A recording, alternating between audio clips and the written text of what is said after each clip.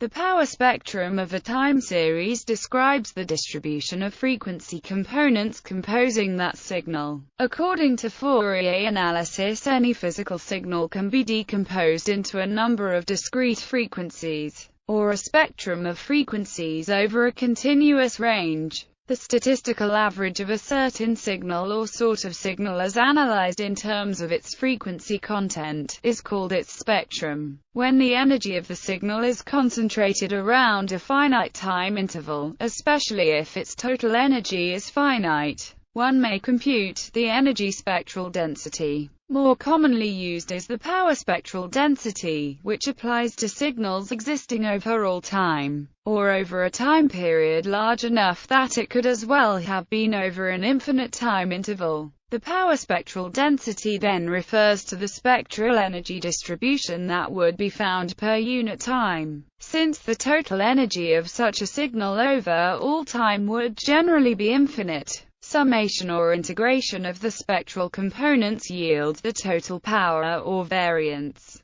identical to what would be obtained by integrating over the time domain, as dictated by Parseval's theorem. The spectrum of a physical process often contains essential information about the nature of, for instance, the pitch and timbre of a musical instrument are immediately determined from a spectral analysis. The color of a light source is determined by the spectrum of the electromagnetic wave's electric field as it fluctuates at an extremely high frequency. Obtaining a spectrum from time series such as these involves the Fourier transform, and generalizations based on Fourier analysis. In many cases the time domain is not specifically employed in practice, such as when a dispersive prism is used to obtain the spectrum of light in a spectrograph, or when a sound is perceived through its effect on the auditory receptors of the inner ear, each of which is sensitive to a particular frequency.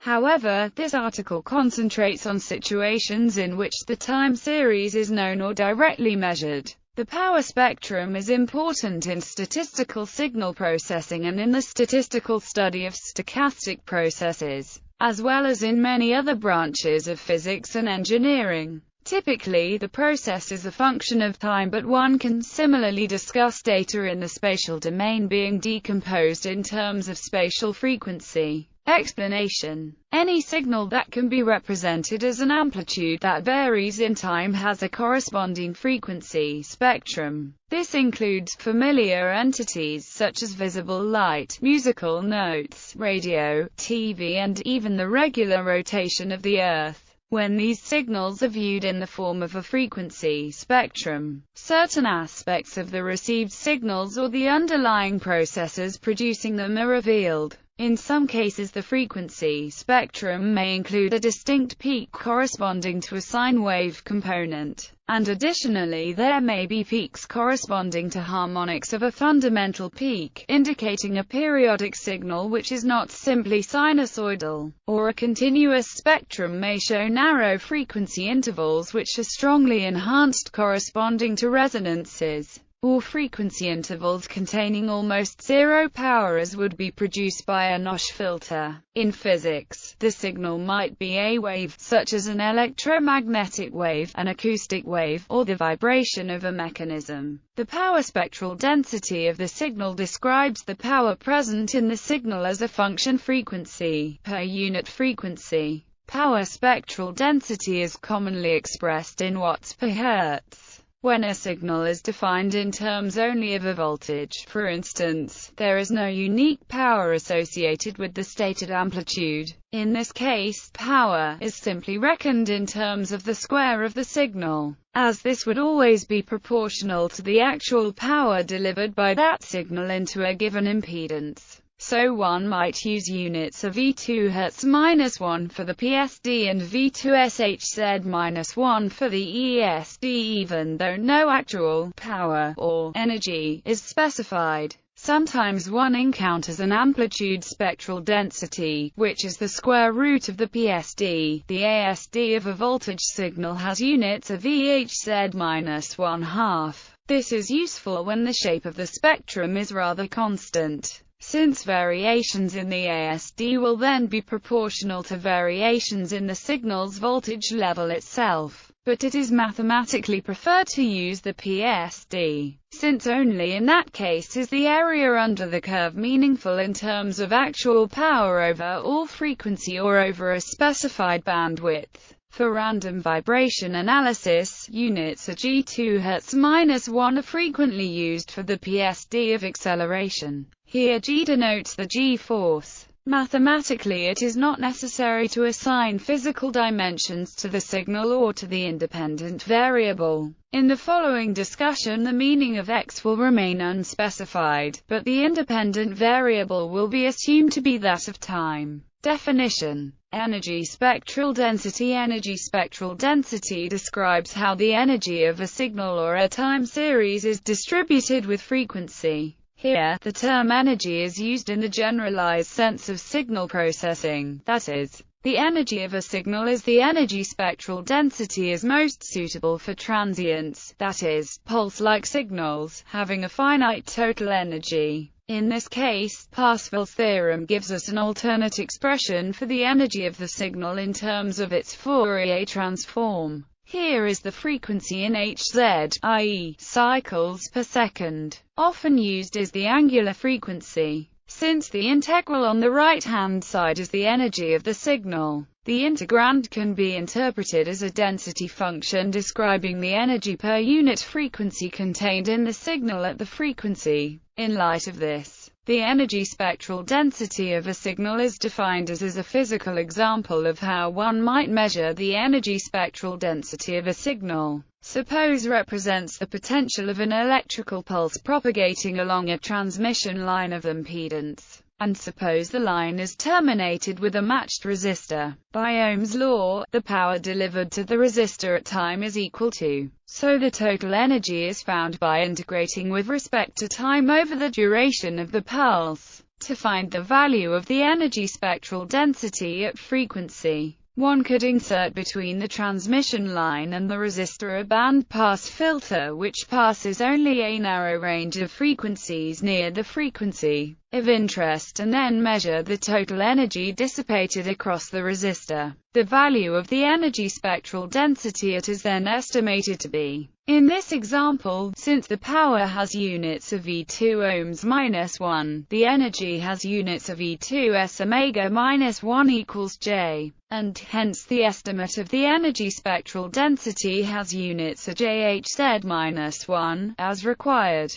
In many situations, it is common to forego the step of dividing by so that the energy spectral density instead has units of E2 SHZ minus 1. This definition generalizes in a straightforward manner to a discrete signal with an infinite number of values such as a signal sampled at discrete times, whereas the discrete Fourier transform of n is the complex conjugative. The sampling interval is needed to keep the correct physical units and to ensure that we recover the continuous case in the limit. However, in the mathematical sciences, the interval is often set to 1. Power spectral density. The above definition of energy spectral density is suitable for transients whose energy is concentrated around one time window. Then the Fourier transforms of the signals generally exist for continuous signals over all time, such as stationary processes. One must rather define the power spectral density. This describes how power of a signal or time series is distributed over frequency, as in the simple example given previously. Here, power can be the actual physical power, or more often, for convenience with abstract signals, is simply identified with the squared value of the signal. For example, statisticians study the variance of a function over time x, and using an analogy with electrical signals, it is customary to refer to it as the power spectrum even when there is no physical power involved. If one were to create a physical voltage source which followed x and applied it to the terminals of a 1 ohm resistor, then indeed the instantaneous power dissipated in that resistor would be given by x 2 watts. The average power P of a signal over all time is therefore given by the following time average. Note that a stationary process, for instance, may have a finite power but an infinite energy. After all, energy is the integral of power, and the stationary signal continues over an infinite time. That is the reason that we cannot use the energy spectral density as defined above in such cases. In analyzing the frequency content of the signal, one might like to compute the ordinary Fourier transform. However, for many signals of interest the Fourier transform does not formally exist. Because of this complication, one can as well work with a truncated Fourier transform, where the signal is integrated only over a finite interval, 0,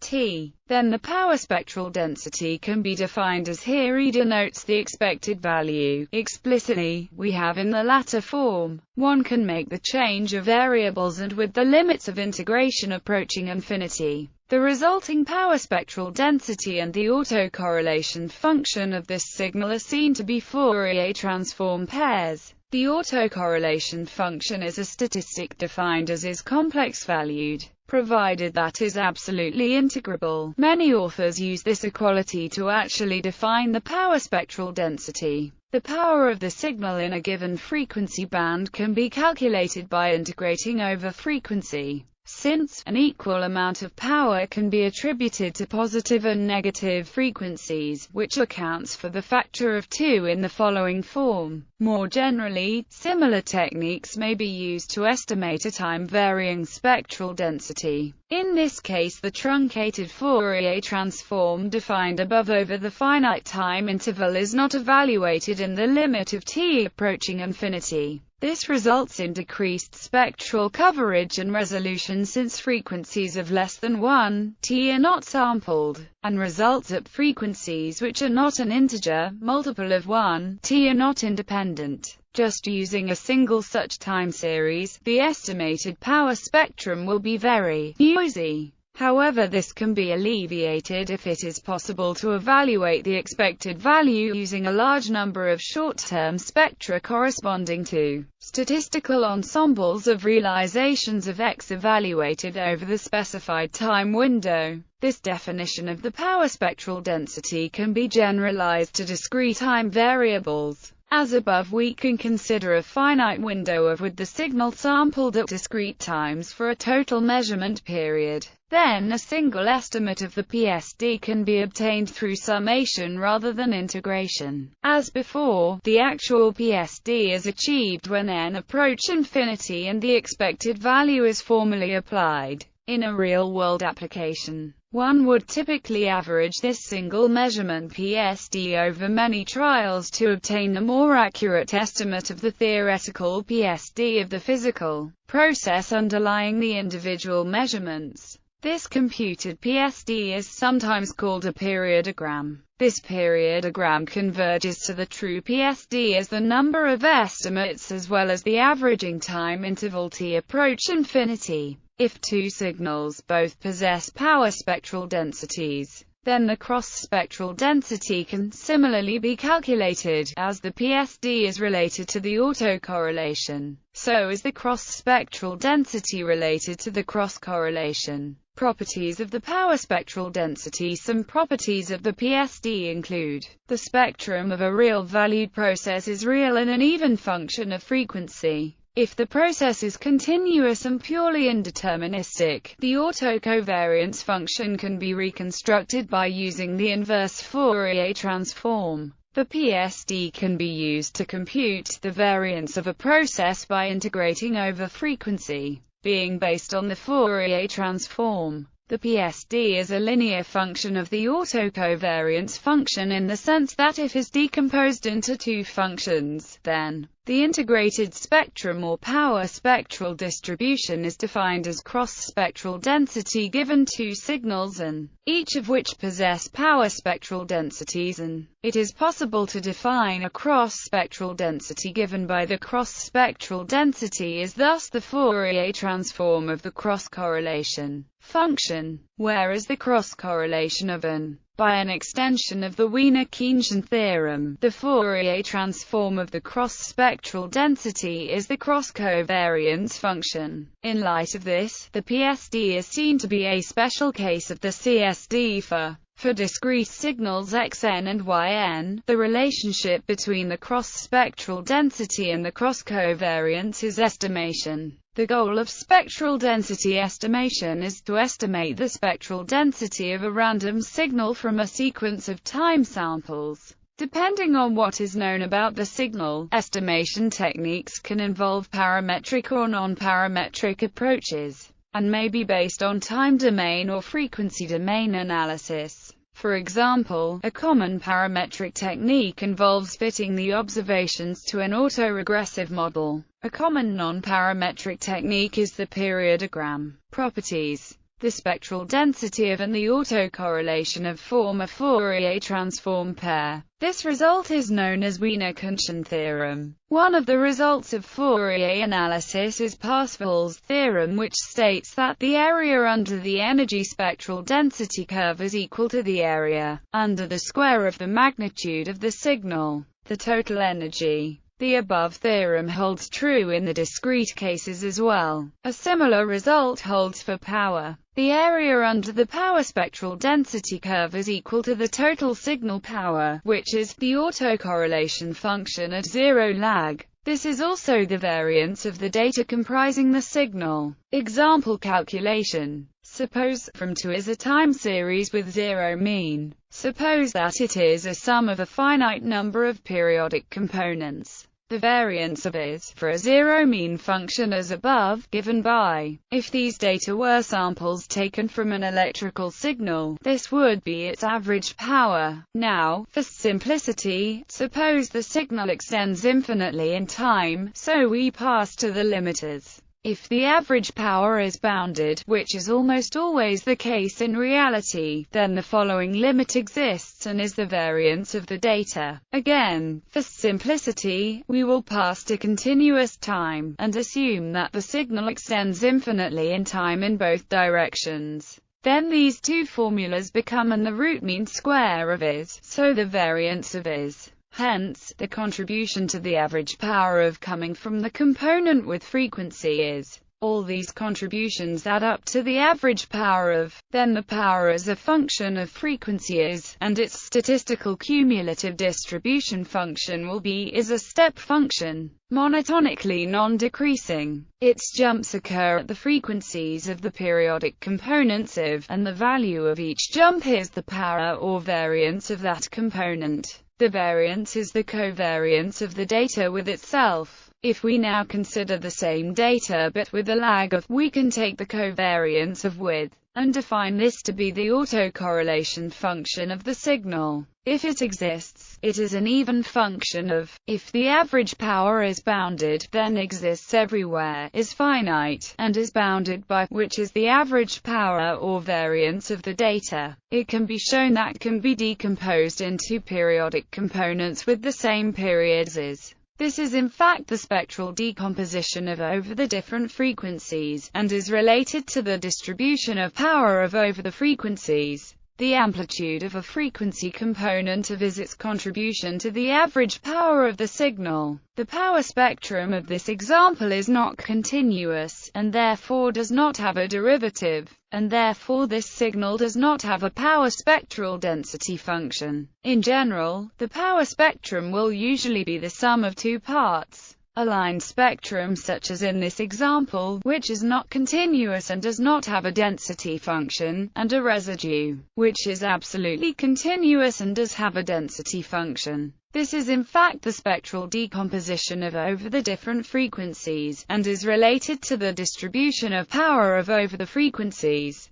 The amplitude of a frequency component of is its contribution to the average power of the signal. The power spectrum of this example is not continuous, and therefore does not have a derivative, and therefore this signal does not have a power spectral density function. In general, the power spectrum will usually be the sum of two parts. a line spectrum such as in this example, which is not continuous and does not have a density function, and a residue, which is absolutely continuous and does have a density function.